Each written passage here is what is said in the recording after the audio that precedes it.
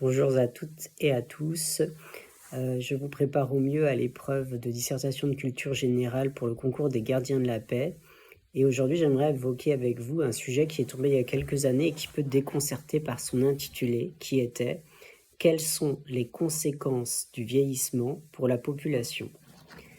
Donc, face à un tel sujet, on a envie de faire une liste, ce qu'il faut éviter absolument puisqu'on vous demande une réflexion du type dissertation, c'est-à-dire une réflexion organisée en plusieurs étapes.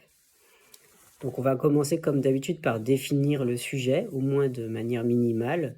Donc conséquence, ça veut dire qu'on nous interroge sur ce que ça engendre, le fait qu'il y ait de plus en plus de personnes âgées.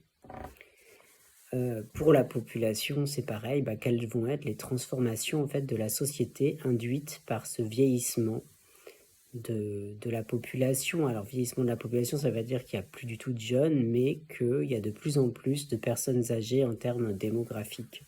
Donc de moins en moins aussi de natalité.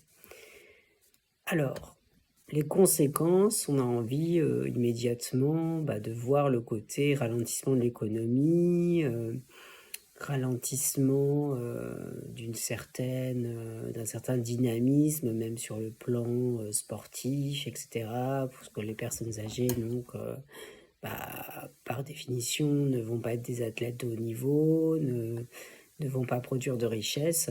Et pourtant, d'un autre point de vue, ça peut aussi être une chance, créer de nouveaux emplois. Il y a surtout, encore une fois, j'insiste beaucoup sur tous les sujets, mais ça me semble important pour tous les sujets de dissertation qui sont proposés, il y a une dimension éthique dans ce sujet.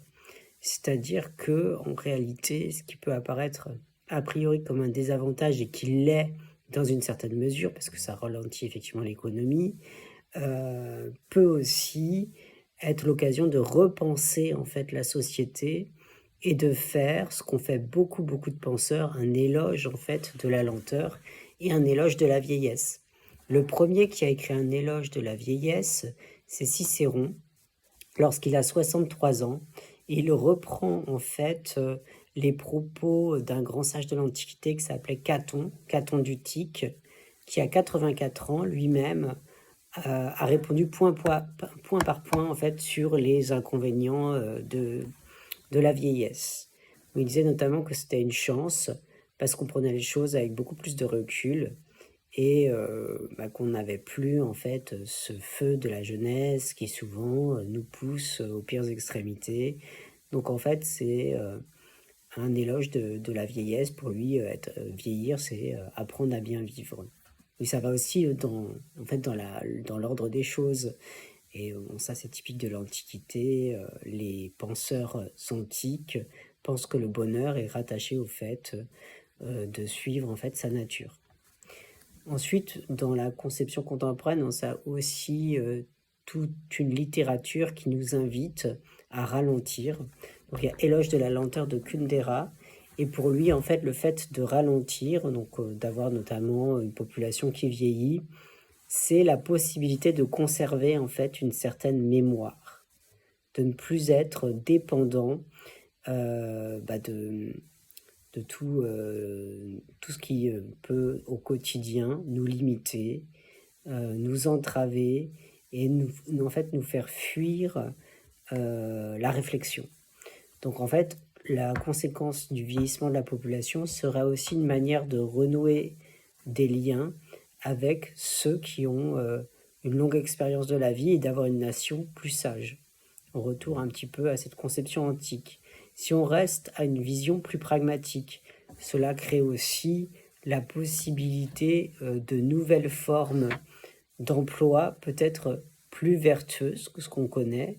Moi, je vois beaucoup sur Paris se créer des petites boîtes d'intérim spécialement dédiées en fait au service aux personnes âgées. Il y en a une près de chez moi, là j'habite dans le 12e, qui s'appelle Les Bienveillantes, et donc qui recrute des personnes pour s'occuper de personnes âgées isolées notamment. C'est aussi une manière en fait d'avoir une vision de la vie moins matérialiste, puisque plus on fréquente de personnes âgées, plus on voit ce vers quoi on s'achemine. et effectivement, c'est une manière de devenir plus sage. En tout cas, ça c'est si vous voulez, réactualiser toute cette littérature antique en l'appliquant à la société d'aujourd'hui. Donc voilà, c'est une manière d'aborder le sujet. Hem, Évidemment, il faudrait développer certains points. Je vous invite à aller lire notamment, ces quelques références et à vous documenter aussi sur la question de la vieillesse, des nouveaux emplois créés